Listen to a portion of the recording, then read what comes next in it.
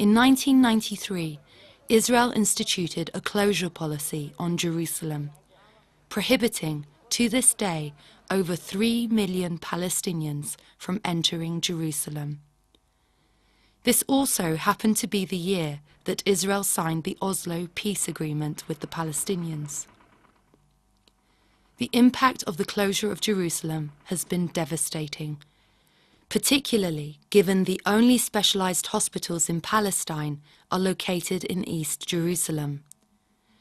Palestinians outside of the city seeking medical treatment must go through an endless process to request Israeli approval to enter Jerusalem.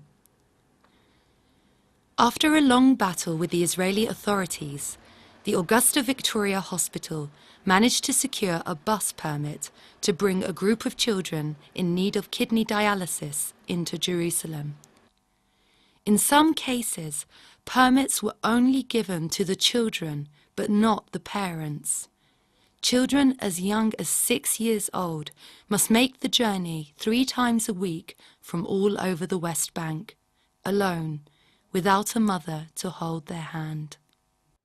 This is what is creating anger. It is because the basics of life for the Palestinian mother is being violated.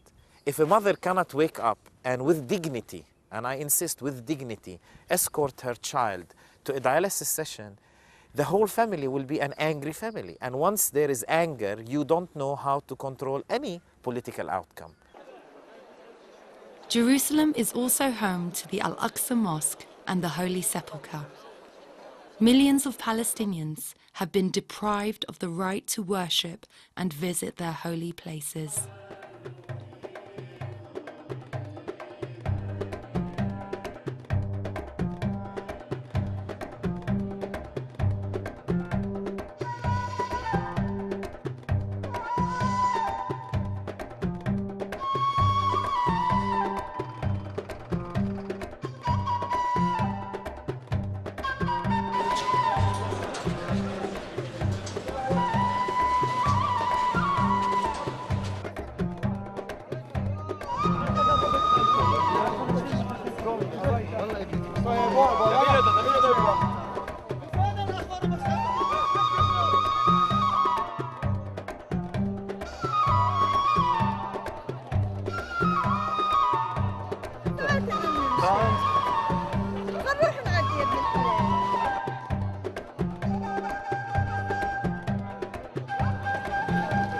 صار يغير دينه حتى يعبد.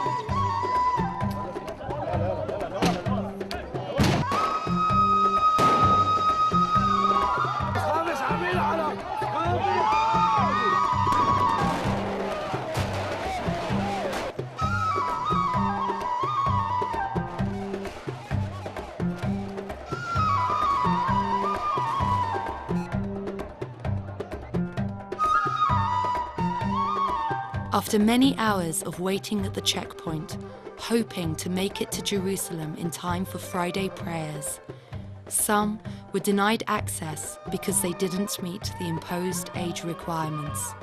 This man is 4 months short of being 45.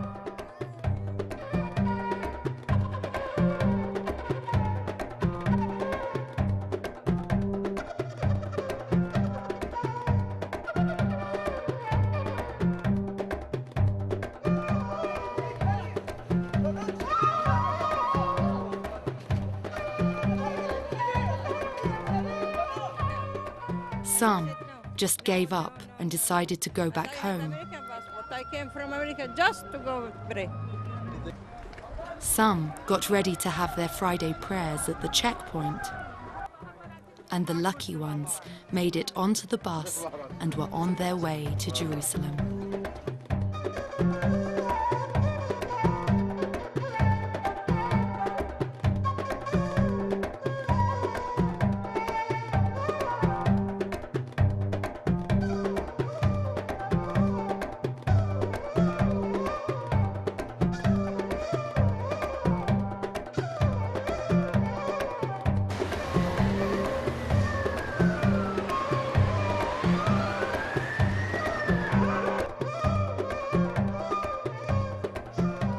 the journey is not over yet.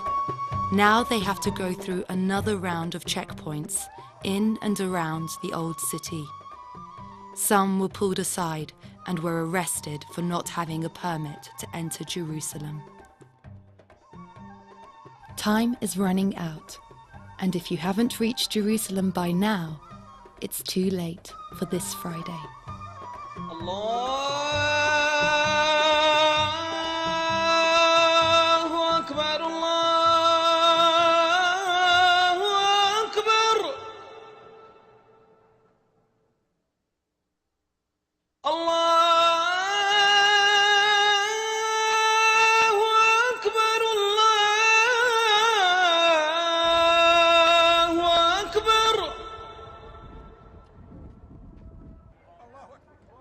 أشهد أن لا إله إلا الله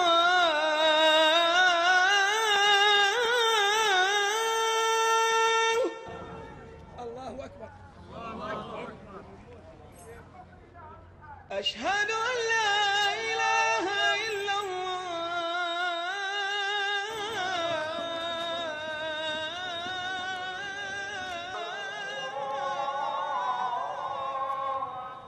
السلام عليكم ورحمة الله.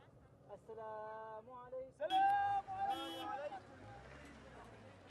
The checkpoints, along with the settlements, were created to physically cut Jerusalem from its motherland in the West Bank. The project that Israel began in 1967 has started to bear fruit. 23 settlements and 12 checkpoints exist in what Israel now calls Greater Jerusalem. Israel's objective to cut Jerusalem from the West Bank and to create irreversible facts on the ground is working. Settlements now occupy 35% of East Jerusalem's land and account for more than 70% of the growth of the Jewish population in Jerusalem. Jerusalem is indeed the front line and the heart of the Palestinian-Israeli conflict. If Jerusalem is the heart of the conflict, the Old City is the heart of Jerusalem, the most fought-over square kilometre in history. Home to the Western Wall, the Church of the Holy Sepulchre, the Al-Aqsa Mosque, and the Dome of the Rock. Every inch of this place is holy. 65 churches, 25 mosques, and 19 synagogues in less than a square kilometre.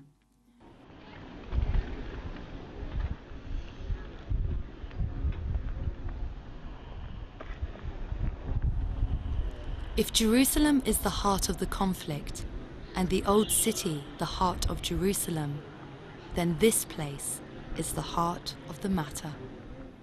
To the Jews, it is the Temple Mount, the site where their first and second temples stood. And it is also the site where many Jews believe the third and final temple should be rebuilt. For the Muslims, it's the Al-Aqsa Mosque and the Dome of the Rock.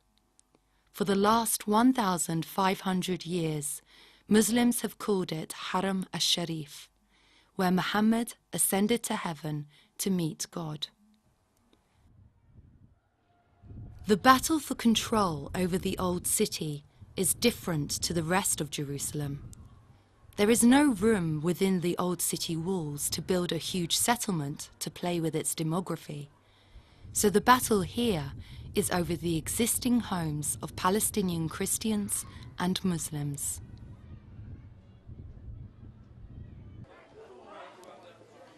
Ataret Kohanim is a leading settler organization. Its main objective is to change the demographic makeup of the Old City by repossessing homes from Palestinians. These homes, marked by Israeli flags, can easily be spotted.